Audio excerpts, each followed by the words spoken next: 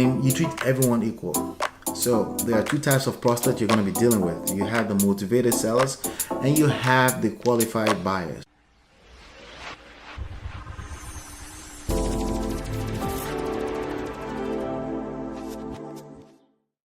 Hey my friend, this is Ola coming to you live from my Empire Pro Studios. We have a question that came in here and let's talk about it. It says, okay, so I have a property in my neighborhood. Awesome. I think we all have properties in our neighborhood, right? It's a 5-bed, 3-bath lake house. The house was last bought for $70,000 by a LLC company out of Florida in December. I got in contact with them and have been put off 3 times. And now waiting for Monday to be contacted by a person in charge of the property. All right, let me finish reading. They said I could take a look if I would like, so I did. There is black mold filling basement. The main part of house looks like someone took sledgehammer to everything.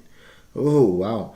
Honestly, do not think this company has even seen the property, the house. The house right beside it sold for $120 in 2007. 2007? That's a long time ago. Why are you looking at that number?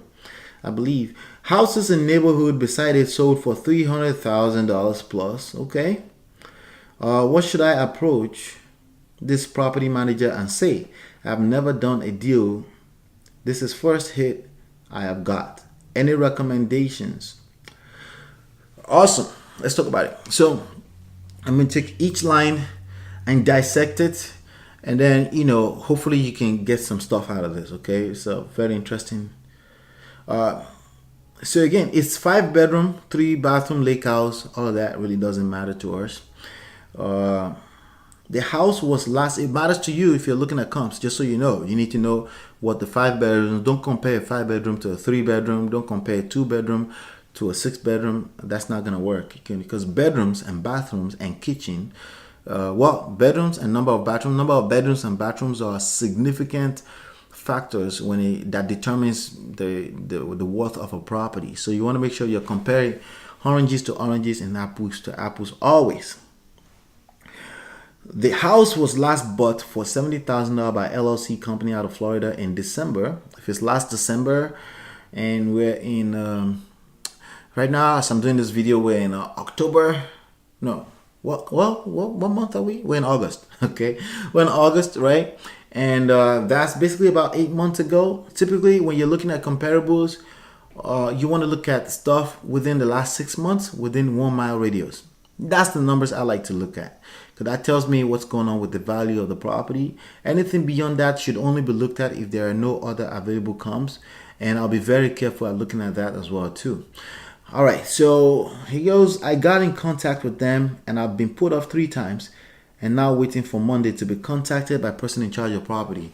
When you're dealing with prospect and they're putting you off, what does that tell you? Okay. Well, you're coming off as needy. Maybe you're not being needy, but you're coming off as needy. Okay, that's not a very attractive place to be.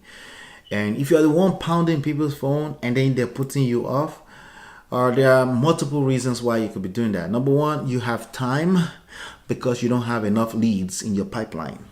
Okay, if you don't have enough leads in your pipeline, you find yourself in positions where you are basically being put off by the people you're talking to, because they're basically the only people available for you to talk to. And as we read on here, you will notice that he proves that he's being positioned that way too. It could be because you're brand new, but again, even if you're brand new, it's not really an excuse. It's an excuse to be starting to do the right thing, but it's not an excuse to stay there, right? So basically, you don't want to be put off. Okay, if you're being put off, it's okay if it happens one time, right? It's okay if you're kind of like trying to drill in and you're doing the second time. By the third time, you should have moved on to the next lead in your pipeline. You should not have time to be in a position where people are putting you off. It's needy. You're going to look less and less attractive even the more. In other words, then you're going to have less KLT factor. They're not going to They're gonna know you, but they're not gonna like you. They're not gonna trust you, because why should I work with you if I'm the only one that you basically are pounding my phone and you're bothering me over and over again? You don't have to do that if you master the skills of marketing and massive attraction into your business, into your pipeline. You never have to be in that position. Plus, when you're not in that position, it's a lot more attractive. If you call them and you leave a message and say, hey, I'm leaving you the last message. We have some other clients to work with. But just let me know if you want to work, and you leave that kind of voicemail. That's a lot more attractive than, hey, I've been calling you, and then you call again the next 2 minutes later, and then 30 minutes later. You're basically desperate. And if you're desperate, everyone runs away from you. Basically, that's how it works, right? The more you chase people and hunt, the more they run away from you. But when you position yourself as the person with the food, you position yourself as the person with a bait, you attract them to you. You're more of a fisher of men as opposed to being the hunter. Okay, if you're a hunter, they will run away from you more. If you're a fisher, you have bait. You have a reason why they should be attracted to you. And typically, you're not trying to kill them. You're basically trying to see if what you have going on fits, right? That's what happened when you fish with a net, right? A lot of time, people throw the fish back into the pond because it's not matured enough. It's not what they're looking for. But when you're hunting, you're trying to kill before you even catch them, okay? And sometimes you don't feel that way, but that's exactly what you're doing. All right, so he goes. So being put off 3 times is 3 times is okay, but that should be it. Don't chase people, because if you chase people, they're gonna run away from you more. So they said I could take a look if I like, so I did. When people call me and say I could take a look if I like, that tone, I'm like, what do you mean if I like? You don't need me to take a look. If you need me to take a look, that's when I want to look. If you just, hey, you can take a look if you like, we don't need you. If you give me that tone, I'm probably going to spend my time more on the people in my pipeline that are more motivated. And if there's no people in my pipeline that are motivated, I will spend more of my time on marketing more, on creating more baits, creating more content that will attract people to me. If you don't know what I mean by that, you need smart real estate wholesaling, okay? You need to create more bait agents into the marketplace that will attract the most qualified of prospects to you. So the main part, there is black mold filling basement. I guess he's gone to look at the property. The main part of the house looks like someone took sledgehammer to everything. Honestly, do not think this company has ever seen the house. That's possible, and it could be you could be talking to agents that's listed REO, real estate owned. So of course they haven't seen the property. They're going by what an agent has gone to the property to evaluate for them. So that's a possibility, and it is a possibility in this time and age of virtual real estate investors. It's possible that these owners have never seen this property. But that's none of your concern. Your own is to just look at the numbers. If it works out for you, right? Stop worrying about that. That's not really a factor. Okay. The house right beside it sold $120,000, I guess, in 2007, I believe. Well, numbers from 2007, which is basically about 11 years from this point, doesn't matter. Okay, that's another number that you need to care about. Okay, it's good for speculations, but real estate wholesaling is not about speculation. You're working on the numbers that are present in the last 6 months. Okay. Houses in neighborhoods beside it sold for $300,000. What should I approach this property manager and say? I have never done a deal. This is my first hit. I have any recommendations? So what should you say? Very, very simple. Number one, when you get into this game, you treat everyone equal.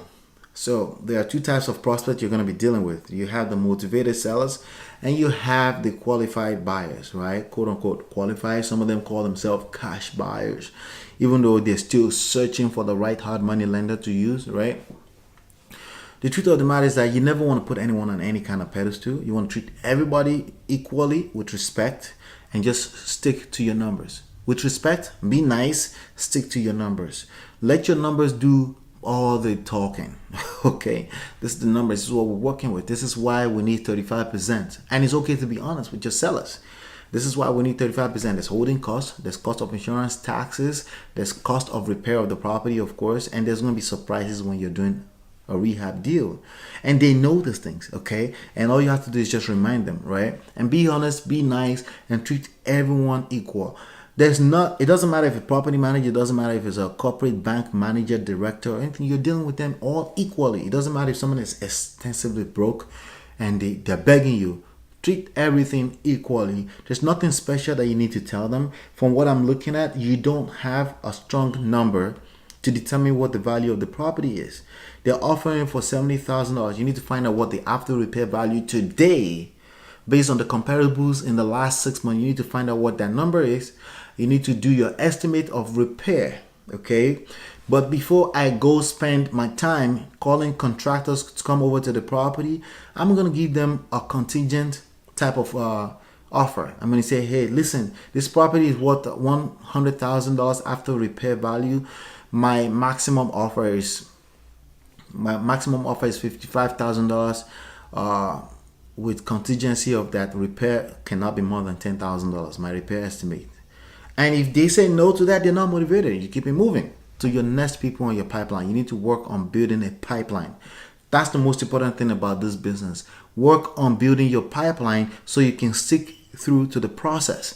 Okay, the process are always better than the human beings. The human beings are basically what brings you the deal, but how you analyze the deals is the simple process that you've given yourself, and part of that process is learning how to build a pipeline where you have abundance of people, motivated sellers, qualified buyers that you can build your business around, and you simply stick to the process and you will close deals. If you're not closing deals yet, the only thing you should be doing is creating bait into the marketplace that will continue to build over itself and eventually attract all the deals you want into your business. And that's basically what we continue to cover here and also inside of the book that you need to read at least 10 to 15 times, Smart Real Estate Wholesaling. With that being said, if you're brand new here, don't forget to click on the red subscribe button and click the bell right next to it to get notified every time I release a new video. Don't forget to download the book. It's absolutely for free at smartrealestatewholesaling.com. Hopefully you've been enlightened and educated, and I will see you on the next video. Peace.